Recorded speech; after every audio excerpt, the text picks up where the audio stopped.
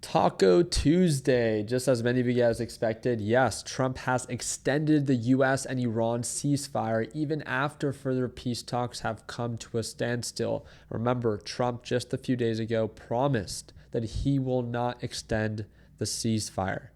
Come today, they didn't meet in Pakistan. Both Iran and the U.S. failed to show up. What happened?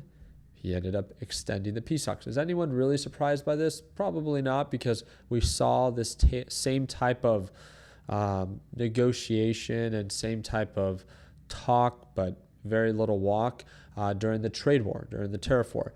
And that's all really markets care about. Remember, markets are propping up to new highs, not because our economy is doing better, not because fundamentally companies are thriving, but simply because we've ended a war 7 different times, supposedly, all based off of false news. Now, don't get me wrong. A ceasefire is a win in the sense of there is no further escalation, which makes sense on why markets tried to prop up higher. But now you're telling me that markets would even push higher from where we are now if there were to be an end to the war? Why? We're already at all-time highs. Why would markets push higher when fundamentally nothing has changed? If anything, this is just my opinion, we've spent $40 billion and have gained nothing. So this is what's propping markets even higher. It just doesn't make sense. Inflation has risen. Job market is incredibly weak, and we have no rate cut projected for 2026 because of higher inflation. This is irrational.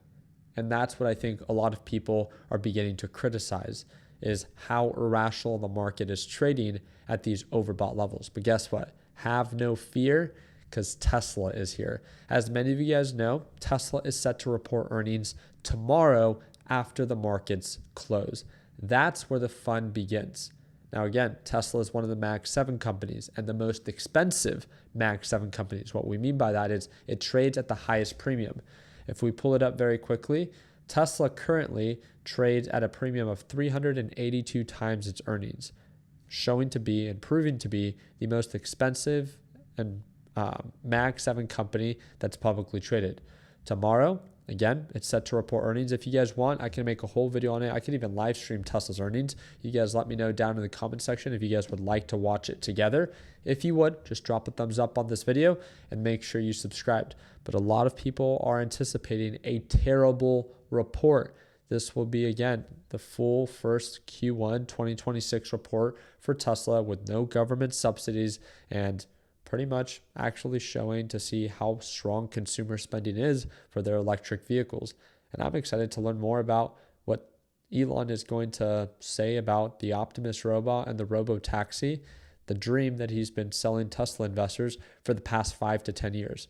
Again, tomorrow, although Tesla is probably the most irrelevant Mag 7 company, it's also probably one of the most exciting ones because they have Elon behind it. So again, if you want me to live stream it, just drop a thumbs up and I'll make sure that I do my part in going live. You guys let me know down in the comment section. Do you think that Tesla is going to rally to retest previous highs of $500? Or do you think that it's going to break support here with this overbought reversal and head right back down to $350 per share? You guys let me know down in the comment section what you think. So again, very excited to follow up. There's a lot to talk about. I can get into the whole semantics behind this continuous back and forth of Trump saying he's not going to do something and then ends up going back on his word and he does. But guess what? Our opinions don't matter. Your opinion, my opinion, they don't matter when it comes down to the market. All the market cares about is there escalation or is there not? And fortunately for the market right now, there is no escalation. The ceasefire has been extended.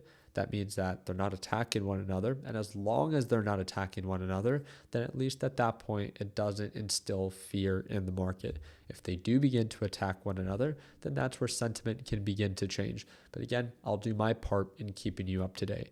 I hope to see you for our live trading session tomorrow. It's going to be a good one.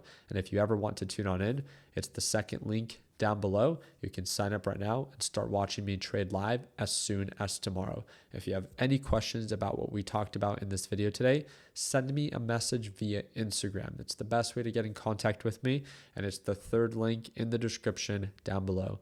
I do want to remind you that is my only Instagram account. I am verified by Instagram. Please make sure that you don't fall for the fake accounts that pretend to be me and asking you for money. I don't trade for anyone. I don't offer any copy trading. The only service that I offer is LPP, and it's just to watch me trade live. And again, that's the second link down below. Appreciate your time. Like always, let's make sure that we end the year on a green note. Take care, team.